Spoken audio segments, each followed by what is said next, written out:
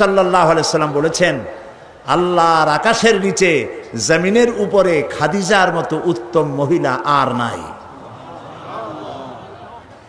হযরত আয়েশা বলেন, নবীজি একদিন এক রাতে আমার কাছে ঘুমানো ছিলেন। আমি ঘুম থেকে জেগে দেখি নবীজি নাই। মনে মনে চিন্তা করলাম কোথায় গেলেন, বোধহয় অন্য কোনো স্ত্রীর ঘরে গেছেন। আমি চুপিসারে খোঁজ নিতে লাগলাম, কোনো ঘরে খবর পেলাম না। পরে দেখতে পেলাম রিয়াদুল জান্নার ভিতরে বসে নবীজি দুই হাত উঁচু করে কি যেন বলেন আর কান্দেন। আমি পিছনে গিয়ে হাত তুললাম, শুনতে পেলাম নবীজি মুনাজাত করতে করতে এক পর্যায়ে গিয়ে বলছেন, রব্বুল আলামিন, কিয়ামতের ময়দানে যেদিন বাপ তার সন্তান হারায় ফেলবে, মা তার সন্তান হারিয়ে ফেলবে, সন্তান মায়ের চিনবে না, ওই দিন ওই কঠিন হাসরের ময়দানে আমি যেন আমার খাদিজারে হারায়া না যাই। মোনাজাত শেষে হযরত আয়েশা বলছেন, ইয়া রাসূলুল্লাহ, এই একটা বুড়ির বিয়ে করছিলেন, 25 বছর বয়সে 40 বছরের বুড়ি। এই বুড়ির কথা এখনো আপনার মনে জাগে? এর থেকে ভালো কুমারী মেয়ে তো আপনি বিবাহ করেছেন। নবীজির মুখখানা মলিন হয়ে গেল। আল্লাহর নবী বলেন, আয়েশা, খাদিজা সম্পর্কে এমন কথা জীবনে কোনোদিন তুমি আমার সামনে আর এরকম বলো না। কারণ হলো তোমরা সবাই আমার সুদিনের স্ত্রী, আর খাদিজা আমার এমন সময়ের স্ত্রী যখন মক্কা নগরীতে মুহাম্মদের পা রাখার জায়গা ছিল না। সমস্ত সম্পদ উজাড় করে দিয়েছে আমার জন্য, ইসলামের জন্য। না খেয়ে থেকেছে রাতের পর রাত, দিনের পর দিন। আরবের সব থেকে ধনশালিনী নারী, সমস্ত সম্পদ উজাড় করে দিয়েছেন আল্লাহর দ্বীনের জন্য।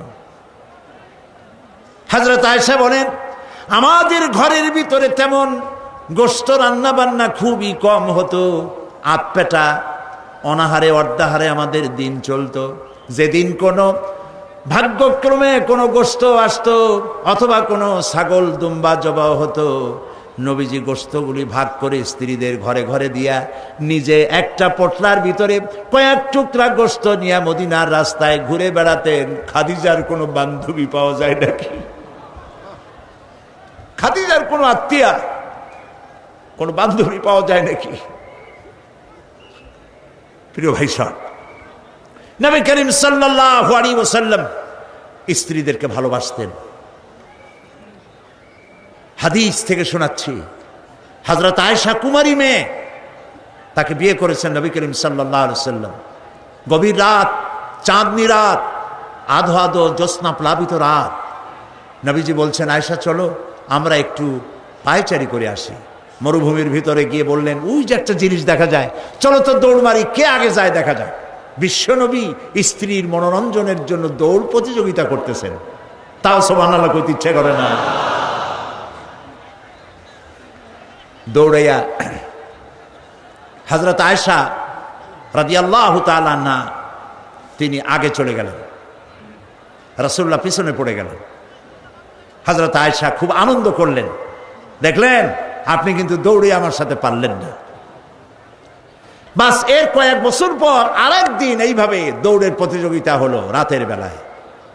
আজকে হযরত আয়েশা বলছেন, ওই দিনের তুলনায় আমার শরীরটা স্থূল হয়ে গেছে, আমি একটু মুটিয়ে গেছি। দৌড়াইয়া আমি পিছনে পড়ে গেলাম, রাসূল আগে উঠে গেলেন। আমি হাঁপাতে হাঁপাতে যখন নবীজির কাছে গিয়ে দাঁড়িয়েছি, রাসূলুল্লাহ তাবাসসুম মুস্কি হেসে আমার দিকে তাকিয়ে বলছেন, আয়েশা, ওই সেই দিনের প্রতিশোধ আজ নিলাম। সুবহানাল্লাহ, সুবহানাল্লাহ। কিসের ইউরোপ, কিসের আমেরিকা, ইসলামী সভ্যতার জুতার কাছেও দাঁড়াতে পারবে না তারা।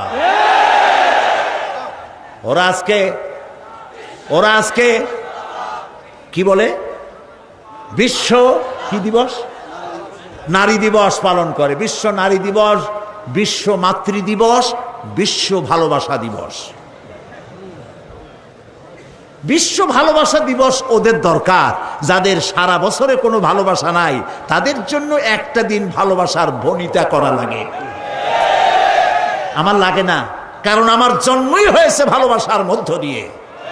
আর দ্বীন ওয়ান নাসিহা, ইসলাম মানেই হলো ভালোবাসা। সুবহানাল্লাহ কও। ইসলাম মানেই হচ্ছে ভালোবাসা। আমার জন্য আলাদা কোনো ভালোবাসা দিবসের দরকার নেই। ওই সেই 97-তে ওই হুজুররা যখন ক্ষমতায় ছিলেন, সেই সময় বিশ্ব ভালোবাসা দিবস পালন করতেছে। কি ভালোবাসা দিবস? কলেজ বিশ্ববিদ্যালয়ের ছাত্র ছাত্রীরা সরোয়ার্দী উদ্যানের গাছের গোড়ায় বসে গেছে, সব জোড়ায় জোড়ায় বাকবাকুম পায়রা।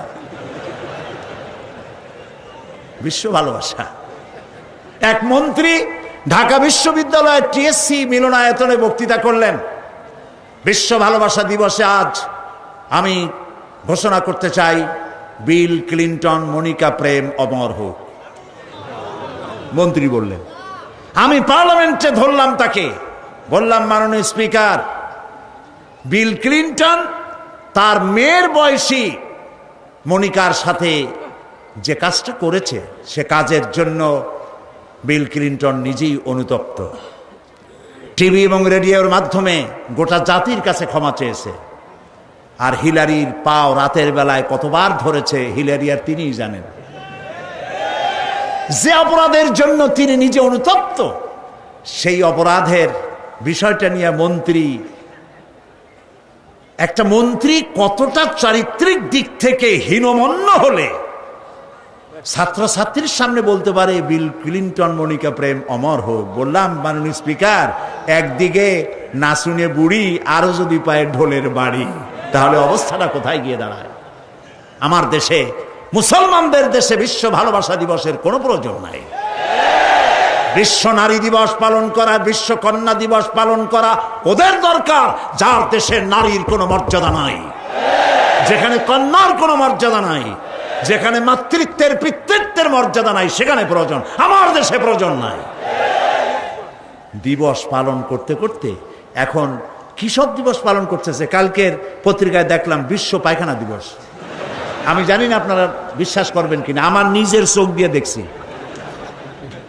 নিজের চোখ দিয়ে দেখছি। পত্রিকাটার নাম আমি নিলাম না, এটা জঘন্য পত্রিকা, এখন বুঝে নিতে পারেন।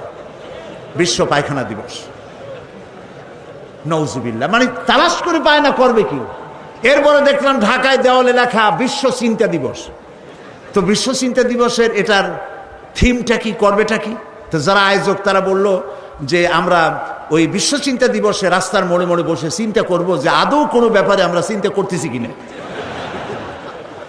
নওজুবিল্লাহ, পাগল কি গাছে ধরে? প্রিয় ভাই সব, আল্লাহ রাব্বুল আলামিন নারীর অধিকার দিয়েছে, কোরআন দিয়েছে, হাদিস দিয়েছে। বুক ভরে বলেন আলহামদুলিল্লাহ। প্রিয় ভাই সব, ইসলাম দিয়েছে নারীর অধিকার। রাসূলুল্লাহ বলছেন, আদ-দুনিয়া কুল্লুহা মাতাউন ওয়া খায়রুল মাতাইদ দুনিয়া ইমরাতুস সালিহা। এই পৃথিবীর সব কিছু হলো সম্পদ, তার মধ্যে শ্রেষ্ঠ সম্পদ হচ্ছে সালেহা, নেককারিনী, সতীসাধ্যী নারী। আলহামদুলিল্লাহ বলে। আল্লাহর নবী বলেন, আমার কাছে তিনটি জিনিস প্রিয়, নামাজ আমার কাছে প্রিয়, সুগন্ধ আমার কাছে প্রিয়, আর স্ত্রী আমার কাছে প্রিয়। সুবহানাল্লাহ, এই তিনটি জিনিস আমার কাছে প্রিয়। আপনার স্ত্রীকে আপনি তো এই জন্য তাকে সম্মান করবেন, ভালোবাসবেন, অনেক কারণ আছে। একটা কারণ তো এই, যেই রাস্তা দিয়ে আপনি জাহান্নামে যেতেন, সেই রাস্তায় আপনার স্ত্রী প্রহরীর মতো রাত দিন দাঁড়িয়ে আছে, সেখানে ব্যাখ্যা দেওয়ার কোনো প্রয়োজন নেই। সুতরাং আপনার স্ত্রীকে আপনি ভালোবাসবেন এবং তাকে আপনি সম্মান দিবেন। ইসলাম নারীকে অর্থনৈতিক অধিকার দিয়েছে, বলেছে ফাতুহুন্না উজুরাহুন্না ফরিদা, ফরজরূপী দায়িত্ব হিসাবে মহারণার টাকা আদায় করে দাও। এখন মহারণার টাকা আদায় করা হয় না, এখন বিবাহ মজলিসগুলিতে বলা হয় মহারণা কত? মহারণা হচ্ছে 21,21,101 টাকা, 11,11,101 টাকা। একটা 1 টাকা থাকা লাগবে। কোথায় পাইছেন এটা? একটা 1 টাকা থাকা লাগবে। আর এই যে মহারণা বাঁধা হয়, এই মহারণার টাকা আদায় করা অধিকাংশ ক্ষেত্রে আদায় করা হয় না। কথা ঠিক কিনা? কথা ঠিক কিনা? বরং উল্টা মহারণা আদায় করে নেয়। কারণ বলেন, পাত্রপক্ষ পাত্রপক্ষ মহারণা আদায় করে নেওয়ার সময় আদায় করার জন্য ঘটক, এগুলোরে কি বলে? ঘটক। কোন কোন এলাকায় এদেরকে উচ্চনাক বলা হয়। এদের কাজ হলো পরস্পরের মধ্যে বিবাহ দিতে গিয়ে মিথ্যা কথা বলা, উচ্চনাক। তো এরা বলে যে অমুকের ছেলে অমুকের মেয়ের বিবাহ হবে, ছেলেকে দিতে হবে কি? ছেলেকে দিতে হবে ল্যান্ড ক্রুইজার, ছেলেকে দিতে হবে গুলশানে বাড়ি, 10 লক্ষ টাকা ক্যাশ, মঙ্গল গ্রহে অফিস। বলে ছেলে লেখাপড়া জানে কি? কলেজের বারান্দা দিয়ে কয়েকদিন ঘুরে টুরে আসছে, গলায় সোনার সেন্টেনও আছে, মাথায় ভাল্লুকের মতো চুলও আছে। এরপরে এইভাবে করে এক অপাত্রে মেয়েদেরকে দেওয়ার ব্যবস্থা হয় টাকা পয়সার বিনিময়। মহারানাটা ওরা নিয়ে গেল। বিবাহে যদি উপহার দেয় শ্বশুর পক্ষ, পাত্র কি বলে কন্যা পক্ষ, পাত্রপক্ষকে যদি সোনা দেয়, দানা দেয়, টাকা দেয়, সব জায়েজ আছে, সুন্নত। কিন্তু চাইয়ে নেওয়া যাবে না। দাবি করে নেওয়া, ডিমান্ড করে নেওয়ার নামই হলো যৌতুক। এটার নাম কি? চট্টগ্রামে কি বলে? যৌতুক। এই যৌতুক হলো শ্বশুরের সাথে এক প্রকারের কৌতুক। এইভাবে করে চাইয়া টাকা আদায় করা হারাম। চাইয়া টাকা আদায় করা কি?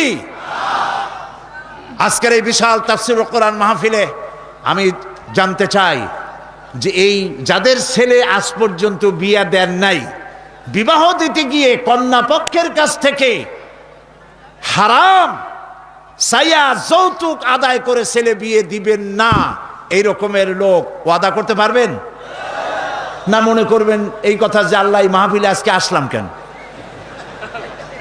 আচ্ছা দেখি তো, যারা ছেলে বিয়ে দেন নাই তারা ওয়াদা করবেন এই কথা বলে যে আমার ছেলে বিবাহ দিতে গিয়ে যৌতুক এক পয়সাও, 1 থেকে নিয়ে 1000 কোটি যা হোক, যৌতুক চাইবো না, বিনা যৌতুকে ছেলে বিবাহ দেব। কারা কারা দেবেন? ছেলেওয়ালারা হাত তোলেন তো। ও মাশাআল্লাহ, বাচ্চা পোলাপান হাত উঠেছি কি কামে? তোমরা তো মা ভাও নাই এখন। হাত নামান। জি, ভবিষ্যতে হাত নামান, হাত নামান। আলহামদুলিল্লাহ বলেন। যৌতুক এক সামাজিক ব্যাধি, এই ব্যাধি বন্ধ করতে হবে এবং চট্টগ্রাম থেকেই এটার আন্দোলন শুরু হবে ইনশাআল্লাহ। বলেন ইনশাআল্লাহ। প্রিয় ভাই, সব যারা বিবাহ করে নাই সেসব যুবকদের বিবাহ করা লাগবে কিনা? লাগবে কিনা? হ্যাঁ, ফুর্তি হয়ে একটু জোরেই বলতেছে লাগবে। এই বিবাহ করতে গেলে শ্বশুর যদি ঘড়ি দেয় বলবা আলহামদুলিল্লাহ, যদি শেরওয়ানি দেয় আলহামদুলিল্লাহ, যদি কিছু না দেয় নাউজুবিল্লাহ, নাকি তাও আলহামদুলিল্লাহ। বরং তুমি কেন ফকিরের ছেলে ফেলে না তো? তোমরা যুবকদের বলতেছি, ফকিরের বলাবার না তো। তো বউ ওই কি বলে, যারা বিবাহ করবা সেই শ্বশুর বাড়ির টেলিভিশন না হইলে দেখা যাবে না তুমি কি খয়রাতির পোলা। যদি এখন তো দেখতেই হয়, তো বউয়ের বাপের কাছ থেকে টেলিভিশন না নিয়া মসজিদ গুলার সামনে শুক্রবার দিন থাল পাতে বসে যাইও। তাও কন্যা পক্ষের কাছ থেকে চাইয়া নিবা না।